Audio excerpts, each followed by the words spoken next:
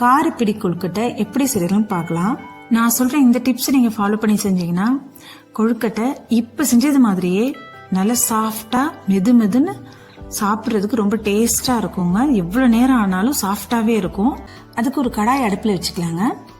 இன்னைக்கு நான் அளவுக்கு 1/2 கப் மெஷர்மெண்ட் கப் எடுத்திருக்கேன். அதுல 1 கப் அளவுக்கு பச்சரிசி மாவு எடுத்திருக்கேன். இப்ப இந்த மாவை நல்லா வறுத்துக்க போறோம். அது பொன்னிறமா வறுக்க வேண்டாம். மாவு லைட்டா சூடு ஏறினா போதும். நல்லா கொழுக்கட்டை நல்லா வாசனையா இருக்கும். இப்ப பாருங்க, புடிச்சு பார்த்தா நல்லா சூடா இருக்கு. இந்த டைம்ல அடுப்பு ஆஃப் பண்ணிட்டு இது வேறொரு பாத்திரத்துக்கு நம்ம மாத்தி வச்சுக்கலாம்.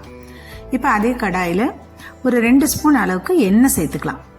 1 ஸ்பூன் அளவுக்கு கடுகு சேர்த்துக்கலாம். 1 ஸ்பூன் உளுத்தம்பருப்பு சேர்த்துக்கோங்க. இதுலயே 1 ஸ்பூன் அளவுக்கு கடலைப்பருப்பு சேர்த்துக்கலாம்.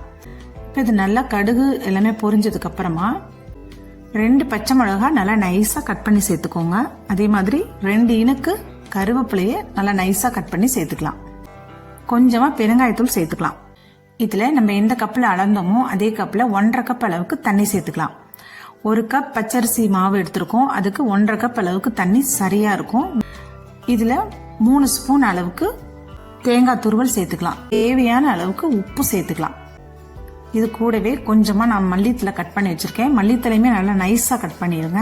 அப்பதான் கொழுக்கட்டை பிடிக்கிறதுக்கு சரியான இதுல வரும். தண்ணி நல்லா தளதளன்னு கொதியணும். லோ ஃப்ளேம்ல வச்சுக்கலாம். நம்ம வறுத்து எடுத்து வச்சிருந்த பச்சரிசி மாவை இது கூட சேர்த்துக்கலாம். அப்படியே கொஞ்சம் கொஞ்சமா கொட்டி சேர்த்துக்கோங்க. கிளற நல்லா உருண்டு வந்துடும். நம்ம ஊத்துன 1/2 கப் அளவுக்கு தண்ணி இதுக்கு சரியான அளவுங்க. அதுக்கு மேல நீங்க ஊத்துனீங்க அப்படின்னா குழன்னு வந்துடும்.